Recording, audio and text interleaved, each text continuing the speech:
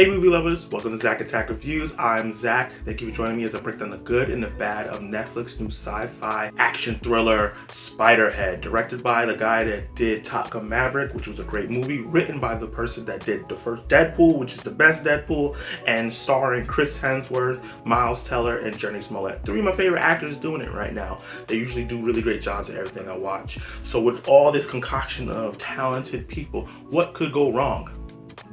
Well, let's start with the premise. Two inmates, played by Miles Teller, who's Jeff, Jurnee Smollett, who's Lizzie, form a connection as they battle with their past in a state-of-the-art penitentiary run by the character played by Chris Hemsworth, whose name is Steve, as he tests unknown drugs on everyone because he's trying to make a breakthrough that will change the world.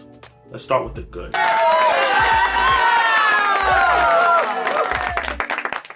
I gotta start by saying that the performances by the three main stars is what holds this movie together. Chris Hemsworth, it plays a very charismatic cult-like leader who's running this state-of-the-art penitentiary to test these unknown drugs so he can make this breakthrough that's gonna forgive him for his past. And as his character progression goes and he unveils more and more because he trusts Miles Teller's character, Jeff, we get to see a man that is tortured by his past, and not something that he did, but something that was done to him as a child. And he's basically trying to redeem himself by, seems like, torturing these people who are supposed to be in jail. So I thought his character was very interesting, and Chris Hemsworth's charisma really brought the character out and made it entertaining. Miles Teller plays this character named Jeff, who seems very tortured, a very tortured soul because of what he's done. He's one of the only people we get to see what they did the flashback to show what he actually did to get into jail, and he's tortured by this predicament through the course of the movie and trying to forgive himself for what he did in his past. And he starts to form this connection with Jurnee Smollett, who I think is fantastic in this movie with what she's given. She's very, very, very, very likable, very lovable, very charismatic.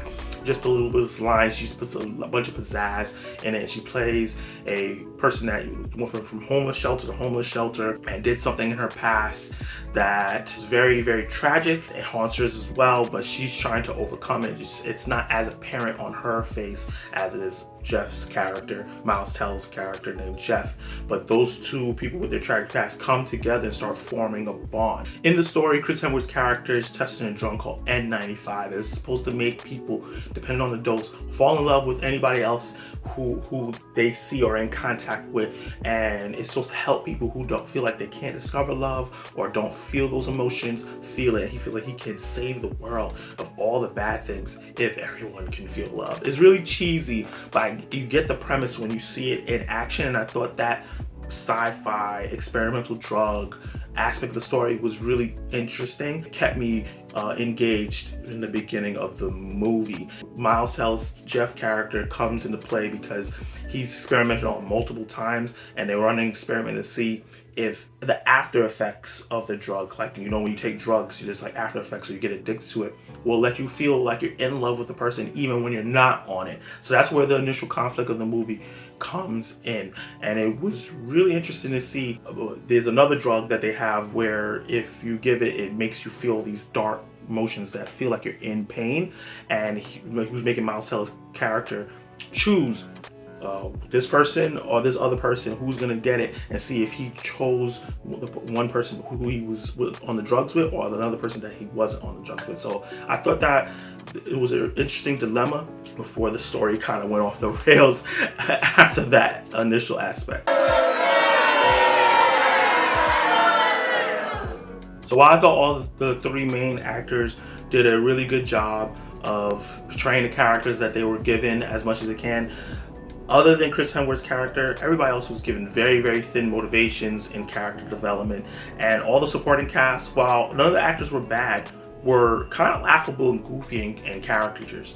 That's what's the weird thing about this movie. I was interested in see what was going on in the beginning, but as the movie progressed, I saw myself looking at my phone, and luckily this was a Netflix movie, so I was able to rewind a couple times to pay attention. It just was not able to hold my attention.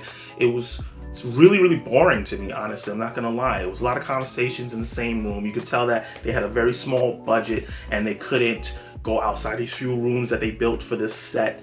the movie could have just been way bigger and way more interesting, because they had this interesting sci-fi aspect that they could have really dwelled into and really expanded, and they didn't do that. It felt very cheap, even though everything looked kind of expensive and state of the art. And in terms of the design and the direction and even the music, was all just mediocre and forgettable.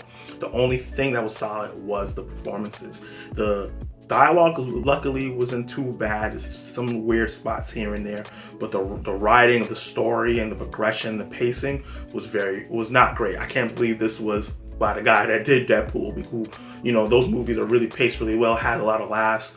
The main thing about this movie, it takes itself so seriously for about an hour and 30 minutes, and then out of nowhere, the last 10 to 15 minutes goes absolutely berserk and bonkers and becomes this zany, weird, laughable movie where I was like, where was this stuff throughout the movie to make it, jumpstart the movie, make it more interesting? But the juxtaposition of how serious the movie was the first hour and 30 minutes made it really weird to see how crazy and stupid it got at the end. It was like a shift in tones in like two completely different movies. Yeah, it just did not work. The writing of this movie did not work, and it was a real big detriment to the viewing experience. The action that we got, a little bit of it, was choreographed very poorly, and you could tell that they weren't hitting each other. You never want to know that. You know that in your head that they're not hitting each other in these movies, but you never want to tell